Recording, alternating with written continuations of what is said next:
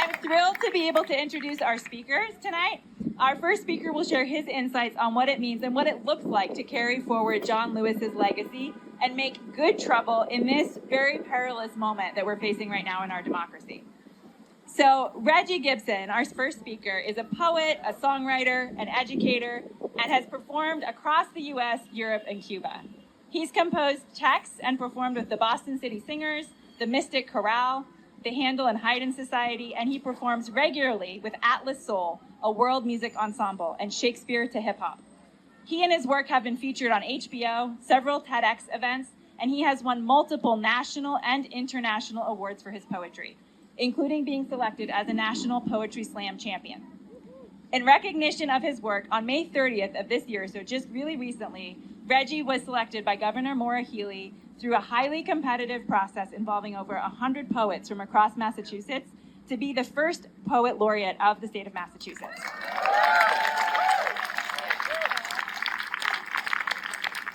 In announcing her decision, Governor Healey said, "Regie Gibson is a talented poet with a proven commitment to community engagement and a deep appreciation for the history, beauty, and resilience of our state and our people. He sees his poetry as a means of bringing people together, finding common ground, and building stronger communities." That is what we're all about here at Indivisible Waltham. So we are so grateful and honored that Regie has agreed to be with us in this action that we're taking tonight and to speak to us. With no further ado, I'd like to welcome Regie up to the mic.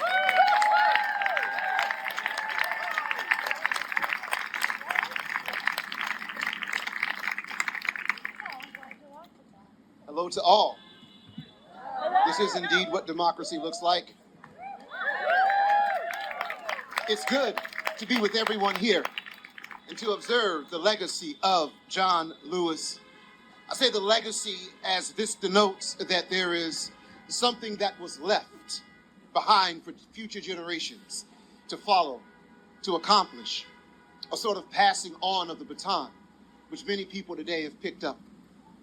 Of course, Lewis had been bequeathed a legacy as well, one from Frederick Douglass, from William Lloyd Garrison, Maria Stewart, William Cooper Nell, Lucy Stone, and any number of courageous individuals who put themselves on the line in order to bring about the promises of democracy and the making of a more perfect union. And doing this has always been a complex endeavor. And to most effectively engage this, we need to be a more complexly thinking people and ask deeper, more profound questions of ourselves. Like, why isn't our union more perfect?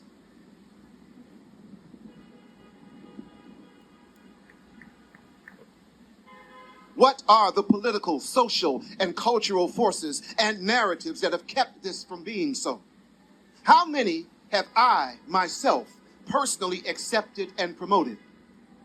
What is it that we should have grappled with that has brought us to this space in which we find ourselves?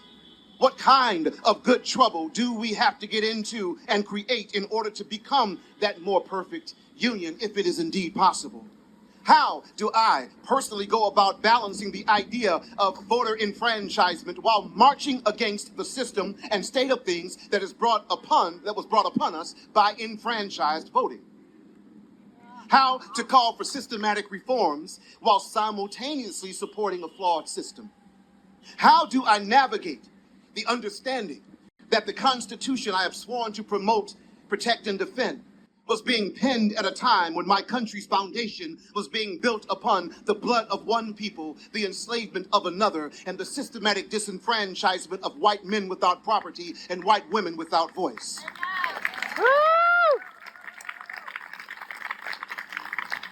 I find myself wrestling with all of this right now. It is difficult to wrestle with these things during this time in which we live and not give into the idea of American irredeemability. We cannot give in to the idea of American irredeemability. I don't quote Bill Clinton very often. I am very aware of what is. But I do have to say, he had a quote that gives me hope, and he said, "There is nothing wrong with America that cannot be solved by what is right with America. And when I look around, I'm seeing what's right with America. And John Lewis understood this as well. He knew that in spite of it all, the best of what this country is worth believing in and is worth fighting for. And apparently, he was not alone in that. The piece I'll present today is called Democracy and Citizenship, a New Narrative. I chose this piece because given where we are at this time in our history, we need to see things anew. I think of that phrase that Lewis coined, that near oxymoronic phrase, good trouble. It has helped so many of us recontextualize our understanding of citizenship and democracy and struggle to make those virtues to be more than abstract nouns, but active verbs. I begin with a quote from Walt Whitman, who is the first poet of American democracy. Now, I got some problems with some of what Mr. Whitman was about, okay? However, I understood that he was also an individual wrestling with what America was about. He was a closeted individual who was gay, or at least homoerotic, and he loved men, but he could not outright say that. So even himself, though he had the privilege of white maleness, he could not be his full self in this country. And so he spoke about what he thought democracy was and what we owed one another in citizenship. And in his book, Democratic Vistas, published in 1871, he says this quote I'll begin with. I cannot too often repeat that democracy is a word, the real gist of which still sleeps quite unawakened. It is a grand word whose history, I suppose, remains unwritten because that history has yet to be enacted. In this story, truth is a joke and democracy a punchline. In this story, our leaders' mouths are often dangerous. They wound us until we are gangrenous. So often they disease us, dumb us, numb us into ethical hypnosis and civic sleep. In this story, we keep our ears budded so we can safely say we did not hear the shrill call of blood and soil, did not hear the rising white supremacist howl of Jews will not replace us. In this story, we keep our heads down and swear we did not see tiki torches Naziing the night, did not see the police putting holes into those black boys. This is the story in which we continue to other each other, scapegoat one another for our generational failings. This is the story where members of Congress play Robin Hood gone wrong, redirecting billions that could have helped the ragged to give to the already rich. In this story, too many of us play the oblivious, the ignorant one that ignores, who at this point begin thumbing screens for distraction, turning up the music to maximum, pretending not to hear the darkness growling. Yes, sisters, brothers, others, this story is seductive. It doesn't always yell at us. No, it sometimes whispers in the dark recesses of our minds, saying, come, tell me of your prejudices, and I will darken.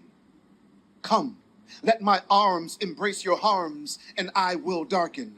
Come, let me turn those harms into howl and foul you into a whirlwind of machete and bullet, and I will darken. And it whispers until we barely notice how it lives inside us, how it divides us, drives us to reduce each other to thin, stereotyped scrims of race, religion, politics, and gender. And sometimes, when someone shows us a mirror, we see our contorted faces, catch ourselves swaying in the swelling spell of it. We become ashamed and are tempted to run in fear of our own ugly. But we must not run, for we have done that before. For this is not a new story. We have lived this story before, and we know There has always been and always will be this darkness in our country. A darkness that has kept us blinded to who we could become. Yet, also, there have always been those who would look into that darkness, cling to each other, and muster the courage to stand against it and dare to speak the light. There have always been those who refuse to play the oblivious, the one who ignores. Yes, there are always those who would rewrite themselves as a new character and become she that sees and rises up. He who voices the better angels of our nature. They that demand more of our body politic, demand that we bend it toward a more perfect union by fighting the viruses of our worst isms. Our sexism, our racism, ageism, colorism, culturalism, reductionism, fascism. Those who demand that our nation embraces its better isms, our egalitarianism, altruism, volunteerism, humanism, and further demand that we coin other isms. You have the right to remain black and unkilled, ism. You have the right to not be sexually assaulted and harassed, ism. You have the right to exist and to thrive, ism. You have the right to have your voice heard, ism. You have the right to vote and have it count, ism. You have the right to be addressed and treated with dignity and respect, ism. I will stop turning my back on your pain, ism. I will stand up for the civil and human rights of another, ism.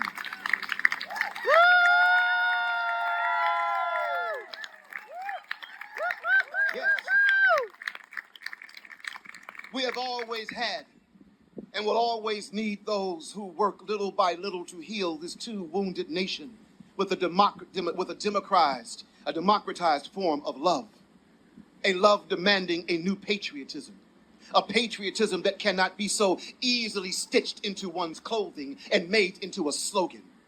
A patriotism that goes beyond I love America, but one that says I love Americans. A patriotism demanding we all help all Americans who have fallen to stand. A patriotism that means caring enough for a child's hunger, for it to go away so she can sleep at night. A patriotism that extends health care to all without a congressional fight. A patriotism that knows it's right to ensure that all can afford higher education, knows that a great nation must enrich each citizen intellectually, for to do so effectively raises its people's collective capacity to think and consider critically so that its democracy doesn't fall prey to a clownish and perverted brown-shirted inanity, to a hypnotic and demagogic insanity. A patriotism that is deeper than ham-fisted swagger, deeper than bullying bluster or surface flag waving, but a patriotism that is a lived civic virtue, demands accountability, demands integrity, is ethically behaving. A patriotism demanding that its leader's allegiance is to its nation's people by full-throatedly saying and actively displaying that every one of us is well worth the effort of saving. Yes! Yes! Woo!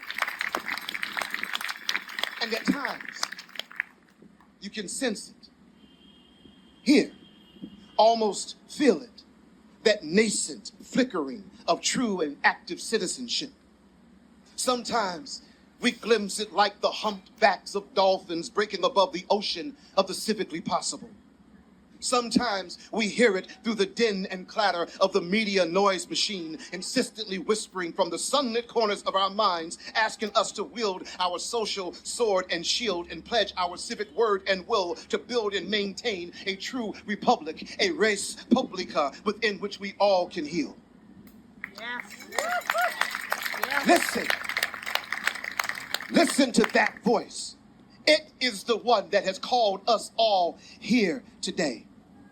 Remember it when we protest. Remember it when we write the new narrative of this country as we are doing so right now. A narrative of inclusion, one in which we embrace self-reflection and introspection, embrace our discomfort to enable equity and deeper connection so we can honestly listen and open to each other's different perspectives and learn to engage beyond our own political rage so we can practice true democracy, true citizenship. Yes, we need a new narrative, one in which we accept that sharing power empowers us all. Yes. A narrative for a new world in which we break down these walls between us so we can hold hands, heal each other of these broken legs we've all learned to limp with, and finally move forward together, step by trembling step into that welcoming, eye-aching light, into a shining America that reflects the best truth of who we know we are, what our country can be: expansive, accepting, beautiful, and bright. Thank you so much for listening, for allowing me to be a part of this today. Thank you for being willing to help save what is best in our country by getting into good trouble.